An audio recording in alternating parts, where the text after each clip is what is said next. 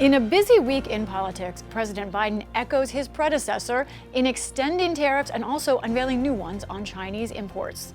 We're not going to let China flood our market. Isn't that nice? Should have done this 4 years ago.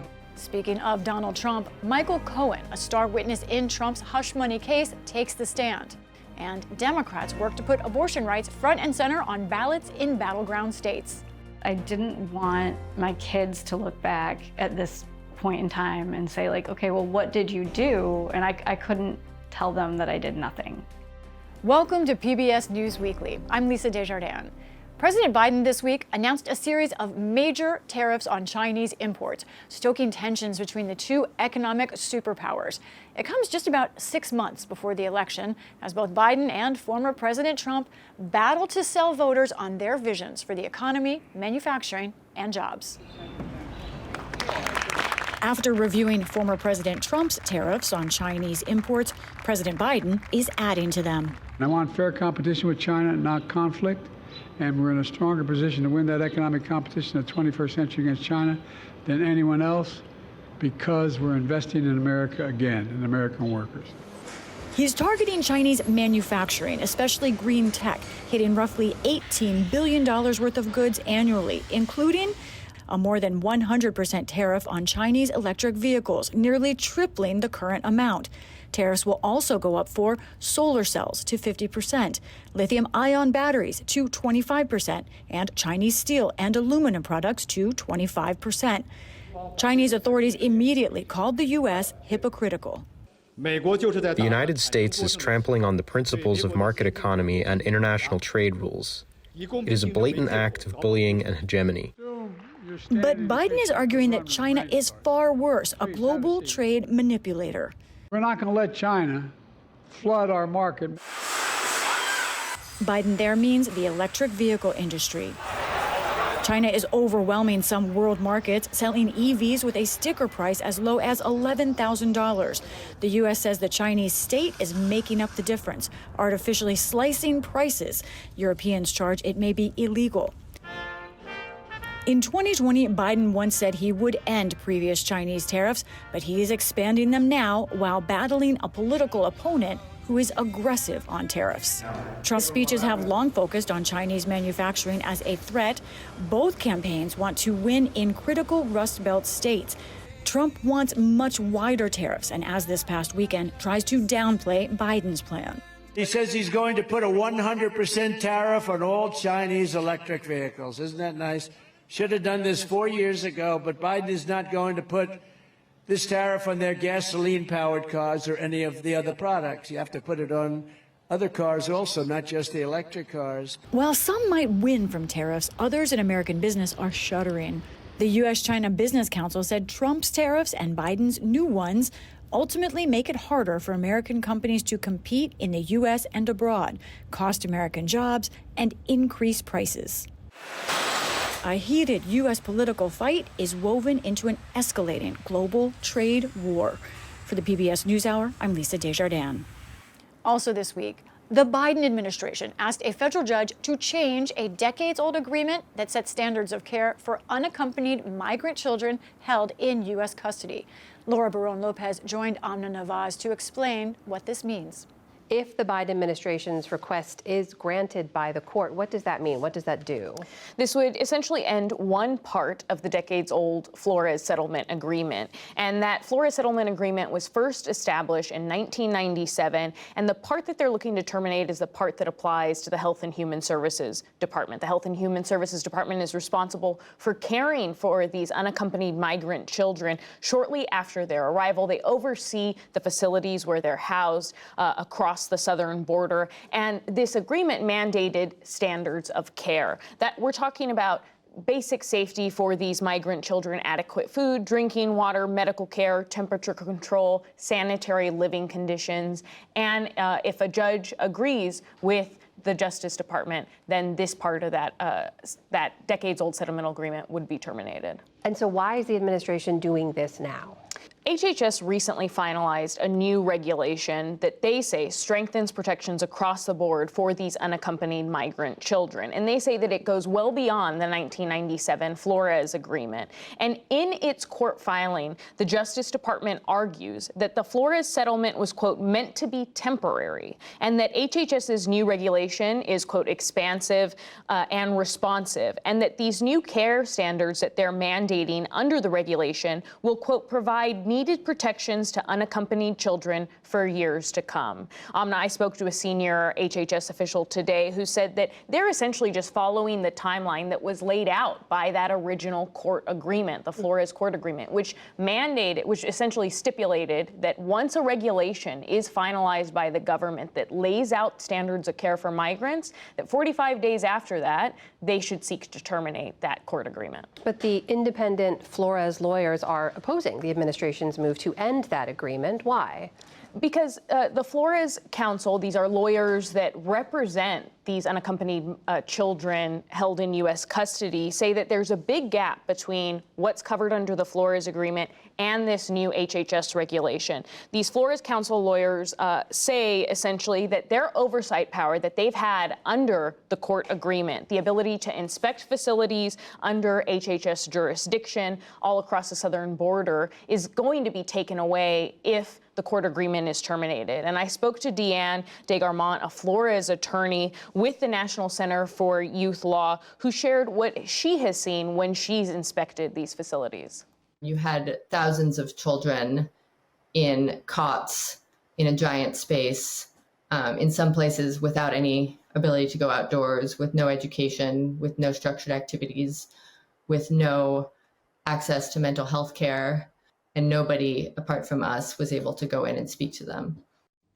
Deanne DeGarmont stressed that only independent attorneys are able to have access to speak to these children, to alert the government to potential violations, and then if they need to go to court, they can go to court to take action to enforce standards of care. Now, the senior HHS official that I spoke to pushed back on this, essentially saying that the new regulation sets up an ombudsman office, a public advocate of sorts, that will be independent of HHS's office that currently oversees these facilities, and that independent public advocate office will receive complaints, they will investigate, and they will address concerns. But the full breadth and capabilities of that office aren't known yet, Amna, and it won't be known for some days now until the regulation is fully in effect in July. So when it comes to who could be impacted by all this, who are we talking about here? In recent years, there have been roughly 120,000 unaccompanied migrant children that have arrived at the southern border per year. Now, at any given moment, there are about 7,000 to 10,000 unaccompanied migrant children in these facilities that HHS oversees. Now, many of them are quickly released to family or sponsors that are living in the U.S., but there are also some that are detained for quite a long time in these facilities, and that's why the Flores Council lawyers that I spoke to said that oversight is so key, because they feel that it's necessary for them to be able to get into those facilities, to speak to these unaccompanied migrants, to see what they're experiencing, and to potentially force government action. Laura Perón-Lopez, thank you for your reporting. Thank you. One of the key witnesses in the Manhattan criminal trial against former President Donald Trump took the stand this week. Michael Cohen, Trump's former lawyer, spoke directly about the alleged scheme to hide a payment that Cohen made to adult film actress Stormy Daniels in 2016 to protect Trump as he ran for president. William Brangham has been covering the trial and explained Cohen's latest testimony. William, Mr. Trump's legal team had Michael Cohen on the stand the entire day. What were they trying to accomplish with their time with him?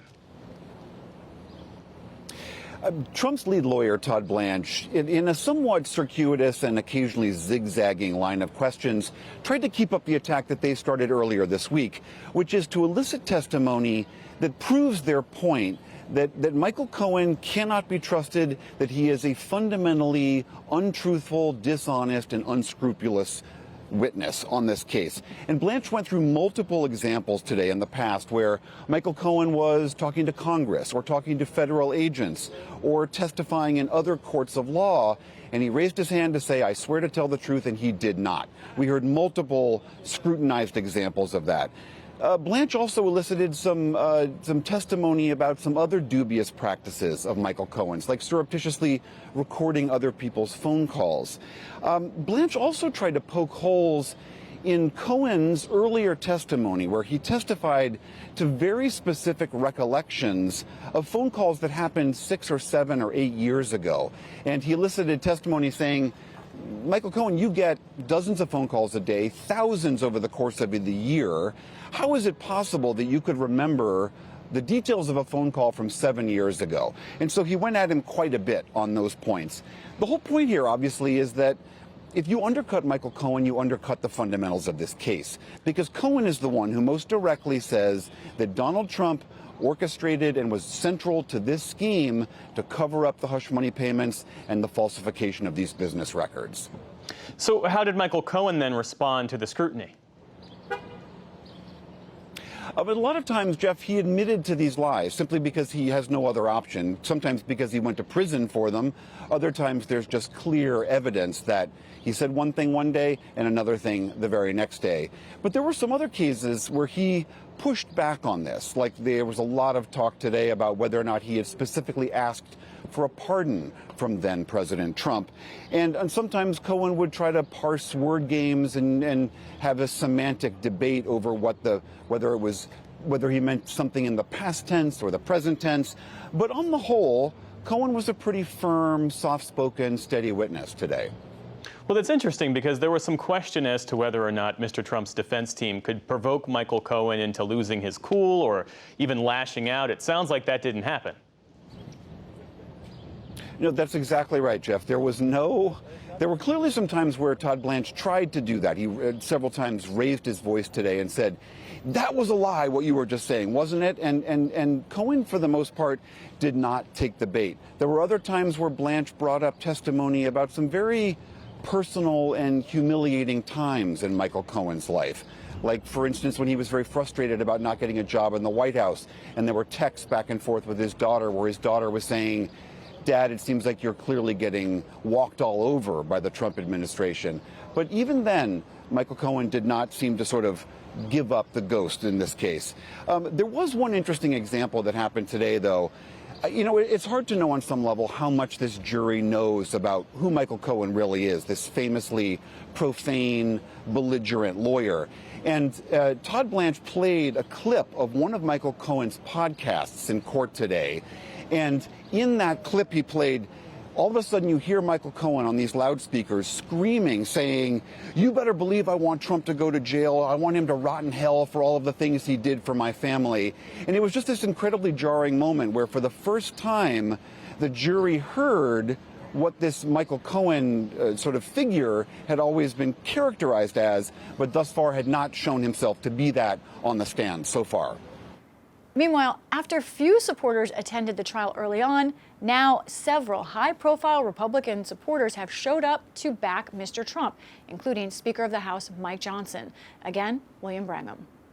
Yesterday, we saw a couple of senators, J.D. Vance and Tommy Tuberville, who were here supporting Trump.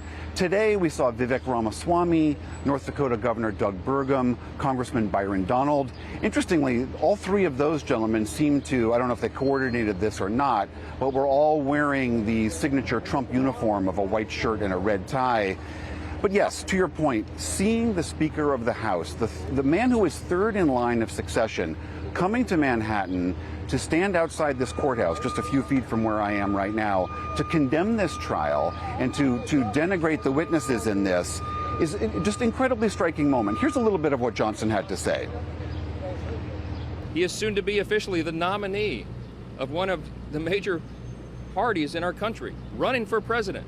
And they have him tied up here in this ridiculous prosecution that is not about justice. It's all about politics. Again, having the Speaker here supporting Donald Trump is just, again, one more piece of evidence that the Republican Party of today is 100% Donald Trump's party. Just a very striking show of support for the former president today. Meanwhile, back in Congress, House Republicans advanced a measure to hold Attorney General Merrick Garland in contempt, over the classified documents case against President Biden. NPR's national justice correspondent Carrie Johnson shared the latest developments. So, Carrie, House Republicans already have transcripts of the interviews provided by the White House. What's their argument for why they need the actual audio, and why was that request denied? Jim Jordan of the House Judiciary Committee signaled that he simply doesn't trust the White House in this transcript. He wants to see what Biden said and hear what Biden said for himself. And he said more about the president's state of mind and his memory issues could become more clear if he's able to hear the audio. The Justice Department and the White House seem to be signaling that they've already made extraordinary accommodations. They've given written transcripts. They've given House Republicans correspondence between the Justice Department and Biden's White House counsel and his private lawyers, and a couple of classified documents as well. And they're drawing a line that enough is enough, and that House Republicans do not need to hear these audio tapes at this time. President Biden had insisted that Hur had mischaracterized the interviews when the transcripts came out, but now they won't release the audio. Doesn't that put the White House in a difficult position here? It does to some extent, but I think the White House may be making a calculation that it's better to receive criticism on that point than to try to release the audio, which, as the White House counsel said, could then be sliced and diced and chopped up as part of campaign ads before the November election. And what about this move, as we reported earlier, to hold Attorney General Merrick Garland in contempt of Congress for not providing that audio? Where does that stand now? The White House has asserted executive privilege, but the House Judiciary Committee went right ahead along party lines this afternoon and voted to hold Merrick Garland, the Attorney General, in contempt. We expect a similar vote overnight by the House Oversight Committee. Then, of course, Amna, that whole issue has to get on the House floor. The full House would have to vote. A majority of the full House would have to vote in order to hold Merrick Garland in contempt. But now that the White House has asserted executive privilege, Merrick Garland basically has a legal shield, a legal defense, and so he couldn't be prosecuted for this anyway. Carrie, House Republicans' efforts to impeach the president have stalled. Their attempt to impeach the Homeland Security Secretary failed. Do they now have their sights set on Merrick Garland? Merrick Garland seems to think so. In his remarks to reporters this morning at the Justice Department, he cast this move as yet another in a series of what he called unfounded attacks on the Justice Department, federal agents and prosecutors, Republican attempts to defund the special counsel Jack Smith, who's secured 2 indictments against former President Donald Trump. That, Merrick Garland says, is wrong, and he's going to defend the institution and the people who work there. Since the fall of Roe v. Wade, Republicans have passed near-total abortion bans in 14 states and restricted it in more. But when given the chance, voters in the past 2 years have overwhelmingly supported access to abortion in ballot initiatives. Laura Barron-Lopez recently traveled to the battleground of Michigan, where Democrats plan to keep reproductive health care front and center this election. You found it? Great job. Raised in a deeply religious and conservative household, Annie Sharkis stayed out of politics until the Supreme Court overturned Roe v. Wade. I gathered signatures. We, helped organize a rally. I gave a speech at one, started going to coffee hours and things like that with our local politicians, just getting more involved because I didn't want my kids to look back at this point in time and say okay, well, what did you do? And I couldn't tell them that I did nothing. Now, abortion access is protected in Michigan, but voters are still thinking about it. Even though it's not on the ballot in Michigan this time around, do you still think that it is a top issue for a lot of voters? Even if we're not worried about it in our state in particular, yeah, it's definitely something that people are using to gauge how they're voting. The stay-at-home mom of 2 who lives in the suburbs of Detroit isn't excited to vote for Joe Biden, but Annie thinks he will ultimately make access to abortion safer. With voting for Joe Biden, it is hard because I'm not a single-issue voter. I don't specifically identify as Democrat or Republican. While I will vote for him, I wish that there was another option. Do you think that you could ever vote Republican again? I don't think that I would with the current direction that the Republican Party is going. I am so far from identifying with what they want to happen that I don't see it ever happening. Congresswoman Elissa Slotkin wants to keep women like Annie squarely in the Democratic column. Her message to voters: abortion will always be on the ballot. The other side has made this a central issue for them for 50 years. Their actions speak louder than words. Their actions are currently, like as we speak, trying to threaten a woman's right to choose, and people see that. When voters turned out for abortion rights in Michigan in 2022, it was a victory for Democrats. In 2024, they're trying to replicate that success here and in states across the country. It was a rallying cry. Slotkin, now running for the U.S. Senate, is one of many down-ballot Democratic candidates trying to maintain urgency. We have to understand that most people see this as a kitchen table issue. A decision about whether to have a child or not is the most profound kitchen table issue that we have. It's not separate from inflation. It's not separate from the economy. It's like your whole family trajectory and whether you're going to be able to afford that life. What happened in Michigan became a blueprint for how to organize around abortion effectively. Ohio followed suit in 2023. Now, the right to an abortion will be on the ballot this November in 3 states, including Florida, which currently bans any kind of termination after 6 weeks of pregnancy. And similar initiatives could end up on the ballot in up to 9 other states this year, including the battlegrounds of Arizona and Nevada. What happened in 2022 wasn't an anomaly. Back in Michigan, state activists like Shanae Watson-Whitaker, who works for the nonprofit Reproductive Freedom for All, were instrumental in mobilizing voters in 2022. 2 years later, she's sharing that strategy. Michigan, for a lot of folks, has been like a North Star. We specifically and intentionally had conversations with Black clergy, with clergy from other denominations, sat them down and talked about reproductive freedom. What people forget are that clergy are humans. They've experienced loss, miscarriage loss. They've had abortions. We believe in God and we believe in Jesus. And at the same time, we believe that government should not interfere with a woman's right to choose. Meanwhile, Republicans who cheered the Supreme Court's reversal of Roe are struggling to find their footing. In March, the presumptive GOP nominee, Donald Trump, spoke favorably of a national 15-week abortion ban. People are really, even hardliners are agreeing, seems to be 15 weeks, seems to be a number that people are agreeing at. Then last month, he flip-flopped, saying states could decide for themselves. The states will determine by vote or legislation or perhaps both, and whatever they decide must be the law of the land, in this case, the law of the state. Still, some top Republicans in Congress support the national 15-week ban and measures that would make it a crime to transport minors across state lines for an abortion without parental consent. Thank you, Wisconsin. More recently, Trump told Time magazine he'd allow states to both monitor pregnancies and prosecute those who violate abortion bans. Republicans keep handing Democrats this issue every election cycle. It never seems to be out of the political picture. Nolan Finley is the conservative opinion editor at the Detroit News. What exactly would you like to see either the presidential nominee Donald Trump lay out or other Republicans across the board in terms of the specific policy towards abortion? I would like them to stay away from a federal policy. I think that was the point of the Dobbs ruling. But I think the Nikki Haley solution of let's all sit down and find out where we can agree in terms of a point in the pregnancy where we're going to say, you've had time to make your choice. Whether it's 6, 15 weeks. 15, maybe 20, wherever, somewhere in that range, where people can settle and say, this is fair. This allows people time to make their decision.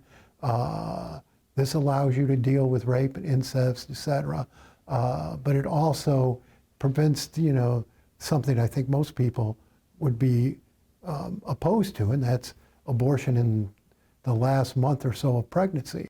For voters we spoke to in Lansing, they're heeding calls that abortion is an issue to turn out for in November. Michigan voters, they recognize that that this is an issue that goes beyond the borders of the state of Michigan. I think we have all found out that we cannot rest on our laurels, that we must come out and vote for the right people. Ultimately, Roe was a wake-up call for Democrats like Congresswoman Slotkin, one that she says exposed their party's complacency. I think we let ourselves get comfortable, that we didn't believe the other side when they said we're coming for Roe v. Wade and we want to overturn it. We saw all that happening, but we just had a failure of imagination. What I want to do is say publicly to the whole country that we have a 10-year plan to get back to a federal right to an abortion. We're not going to let it just be a state issue. We're actually going to organize and mobilize to do the thing we didn't do for 50 years, which is pass a piece of federal legislation to codify Roe. The result in November could determine if Slotkin's plans take 10 years or another 50. For the PBS NewsHour, I'm Laura Barone-Lopez in Michigan. Finally, this week marked the 70th anniversary of the Supreme Court's landmark ruling in Brown v. Board of Education. After that decision, Annette Gordon-Reed was the first Black student to enroll in an all-white school in her town in Texas. She's now a college professor and reflected on her experience with NewsHour's Jeff Bennett.